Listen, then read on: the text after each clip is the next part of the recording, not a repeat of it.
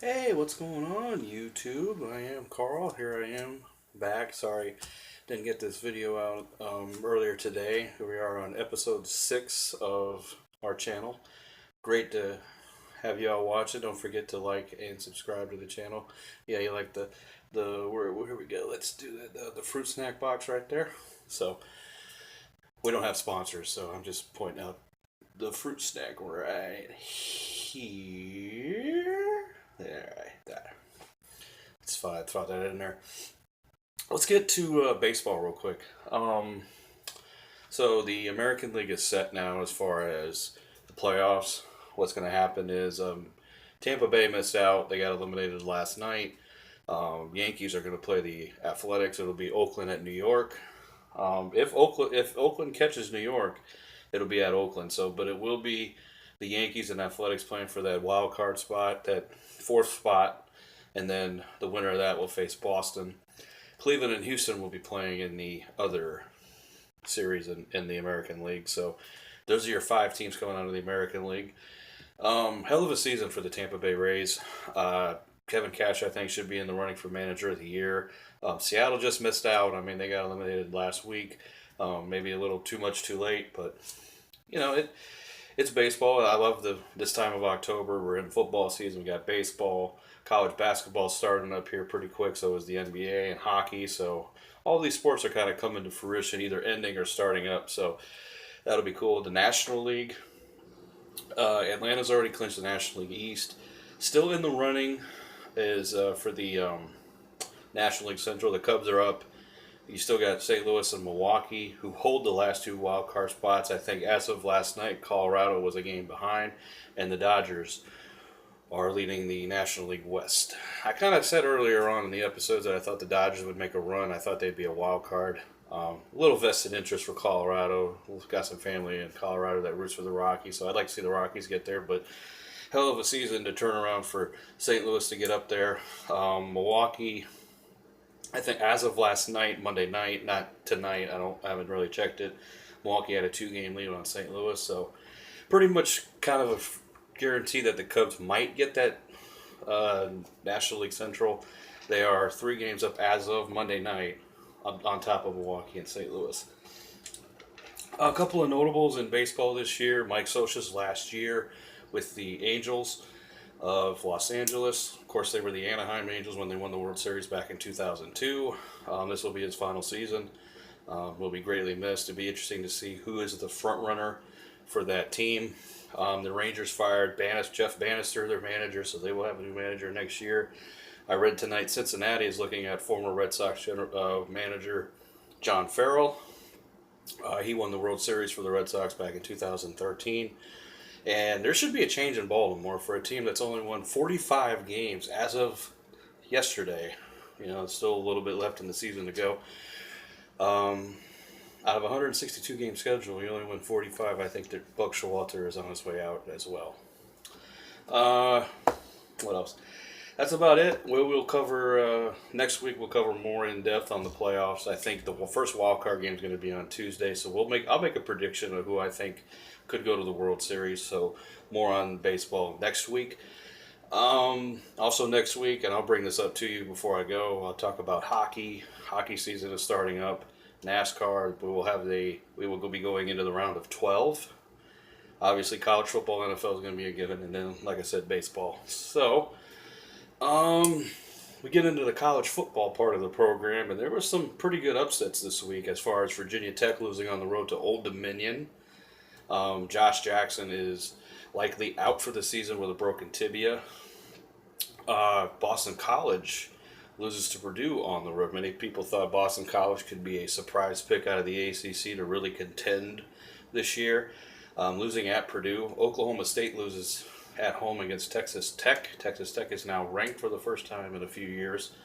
And the Oklahoma Sooners also barely squeaked one by against Army 28-21 final. So a lot of changes. Also, I'm going to get to the NFL too, so we'll get into that. As far as I did for the picks, I went 4 for 4. I finally went undefeated this week in a week for college football. Michigan beats Nebraska 56-10.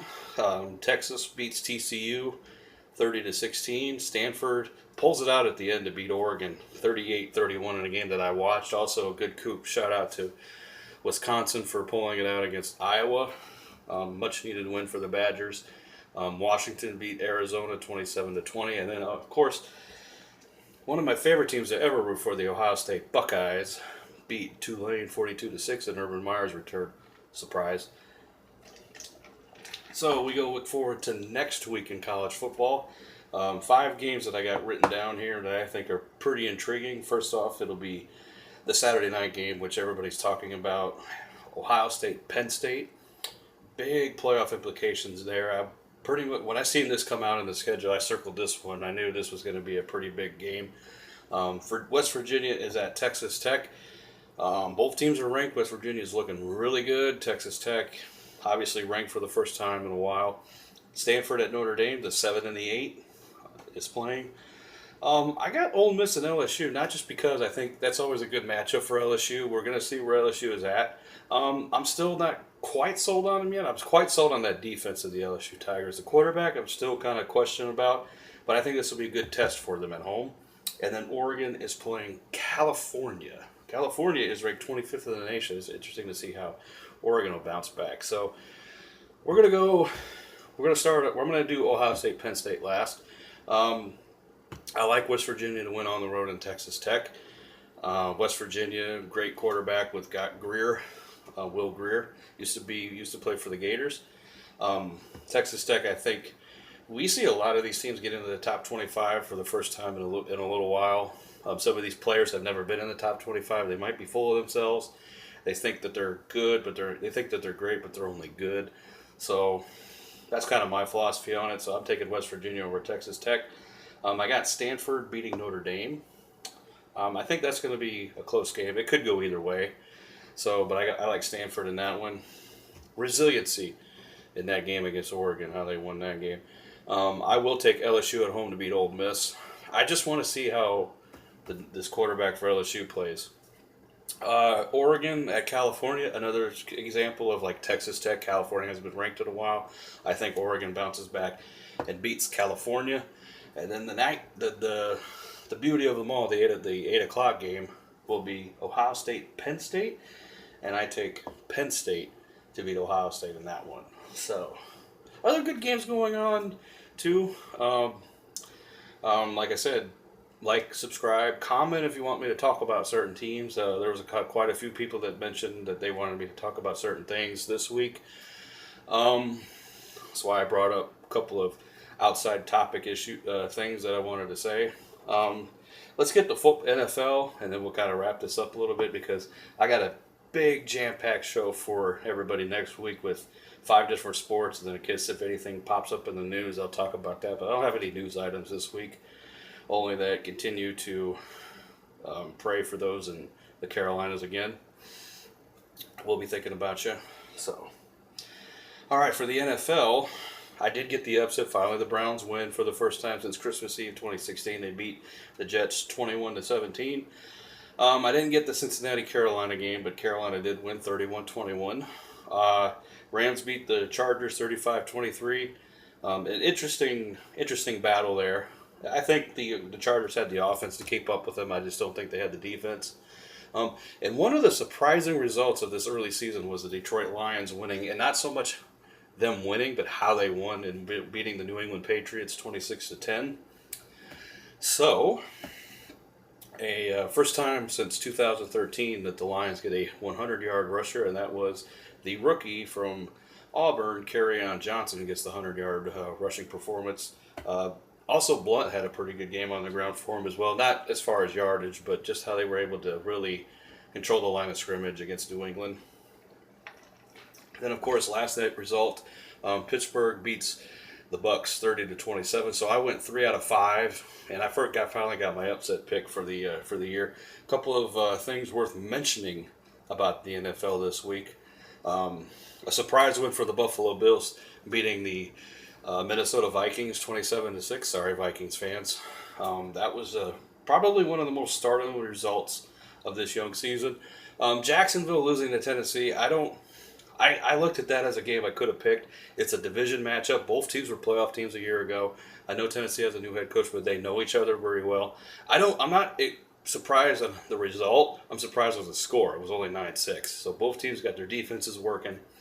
Um, Kudos to Drew Brees on becoming the all-time leader in completion percentage. He's one of my shout-outs for the week. They beat Atlanta on the road 47-37 in overtime.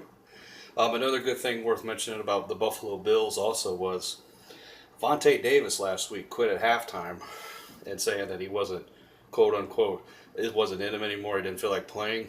So, and then of course, if you remember a season ago during training camp, Anquan Bolden retired. And it's not uncommon to see players retire right in the middle of training camp or whatever. I was going to go into saying, like, what's going on in Buffalo, but apparently they looked all right against Minnesota, and Coach Mike Zimmer was on the podium saying that I think he said, yeah, we're expected to win, but it's not given to us in the NFL. We got to go out and earn it. So maybe a big wake-up call for that. So shout out to the Buffalo Bills. Also, before we get into picks, I got to give shout outs to the 3 remaining teams in the NFL that are undefeated. Dolphins, Kansas City, and the Rams. I expected the Rams probably to be undefeated. I did not expect the Chiefs to be or the Dolphins to be undefeated. So good play there. Also, another shout out to the Redskins, Adrian Peterson. He had 120 yards and 2 touchdowns on 19 carries against the Packers as the Redskins win 31-17. I will say this about the quote-unquote roughing the passer thing. I don't have anything to say. It's the rule. I think the rules are kind of getting made up as they go now. Everybody says, oh, it's kind of a flag football league now where we can't hit the quarterback. It looked like a legitimate sack. The NFL is going to stand by their officials and say, look, this is what was called on the field. We're going to stand by that. I think everybody knows it's kind of BS. I'm not going to go into it. All I'm going to say is we have these kind of results now. It could end up costing a team later on in January or December for a playoff spot. Just saying, things that happen in September and October come to fruition later in the season. So just keep that in mind. And I've seen some pretty interesting calls this week in some games that I watched, but I'm just going to keep my mouth shut for right now. If these things start becoming a trend, I will talk about them. So I couldn't go without saying the sack rule. So I just think the quarterback still has the ball in their hands and you tackle them, it's a sack. They're not intentionally trying to drive their head into each other's head. They're not intentionally trying to do it. There's some times where you know it's intentional. There's other times to where, you know, they're just trying to get the quarterback down. So it's like you can't hit him in the head. You can't hit him in the knee. Where are you supposed to tackle? You're just supposed to be like, okay, we're just not going to play defense anymore. It's all right. Don't get me wrong. I mean, it might get to that point, and hopefully it don't. But these are some things that the NFL needs to look at. Like these rules that are coming up over the last 17 years have come from different people in the NFL, and a lot of them have. And there's one specific team that's benefited from the rules. I'm not going to say who that is, but you kind of know where I'm going with this. One last shout out for the NFL this week. Earl Thomas had 6 tackles and 2 interceptions against the Dallas Cowboys. Many people think that could have been his last game as a Seattle Seahawk. We will wait to see. There's been trade rumors. Kansas City's a front runner to land him. The Cowboys. So we'll see where Earl Thomas ends up at some particular point. Pete Carroll on the Monday night game a few weeks ago came out and told the guys that we want him to play now. Let's get it figured out at a later time. But these trade rumors are still going. So we'll see what happens. Also, Le'Veon Bell not playing for the Steelers. There's been talk that the Jets, the Cardinals, the Packers, some other teams are interested. We'll see. But let's move on to week number 4 in the NFL. We got two teams on the bye. That's Carolina and Washington, both at 2-1. So we're gonna do. We always do the picks by stickers. The first game we got the Thursday night game. It'll be the Vikings at the Rams. So as you can see, I'm taking the Rams. And Rams are going to be down Aqib Talib and Marcus Peters for this one. I just don't see Minnesota going on the road in a short week out to LA, winning the game. Rams just got too much offense for them. So that's my pick in that one. A good, interesting early season matchup already has the undefeated Dolphins taking on the New England Patriots. And I am taking the Miami Dolphins in this one. I think Miami gets over the schneid of we can't win in New England this, New England that. I think it's time for change in the AFC East, and I said that beginning on. I said if somebody can knock these guys off, then it's New England's division. And I think right now, while the Patriots are down, Miami's the team to do it as of right now. So we got the a good early. Good 4 o'clock game this week would be the Saints and the Giants. Now, if this was played in New Orleans, I'd take New Orleans, but it's played in New York. I got the Giants. I think Eli Manning and that team is starting to figure things out. Everybody said, well, the 0-2 start. This was the only team in the NFL history to start 0-2 and make the Super Bowl, and you still got Eli Manning as quarterback. Like, yeah, I know the coaching staff changes and everything like that, but Eli Manning has looked pretty good this year so far. My upset pick. And there was a couple games in there that I thought I could go with, but I'm going to take the Jets on the road to beat Jacksonville for my upset. In that one. Not that I think they're going to win, I just think that that's the best possible scenario. Pittsburgh hosts Baltimore's at Pittsburgh on Sunday night. I like the Steelers. Coming off that win last night against Tampa Bay, they can start to get rolling. Baltimore is kind of suspect to me on the road. So, and then last but not least, we got the Chiefs at the Broncos, and I am taking Kansas City to win that one. I think the luck for Kansas City continues. So, to recap, I got the Rams to beat the Vikings, Dolphins to beat the Patriots, Giants to beat the Saints. I know they're not that great. Jets are my upset pick over Jacksonville. I'll take the Steelers to beat the Ravens, and then the Chiefs to beat the Broncos on Monday night. So that's it for this week. Next week, like I said, I got 2 teams from the Western Conference and Eastern Conference, so I'm looking at as Stanley Cup favorites. We'll get into baseball a little bit more, make some predictions there. NASCAR will be coming down to their final 12, and we'll obviously do the college football and the NFL that every week. Any news items that come up, disasters or something bad happening, I'll comment on. But other than that, stay tuned. My video in October, I debated what I wanted to do on that, a side video from sports and stuff, and I'm going to make it kind of an introduction to me. I know I mentioned music before. I might do that at a later date, but it's going to be kind of me just talking to the camera a little bit about myself and a little background about me. So I'm really looking forward to that. That'll be down the road. I'll probably a few weeks at least. So, but it'll be in October at some point. So y'all have a great week. I hope everything is going good for you. Like I said, like and subscribe down at the bottom, and we'll see you next week.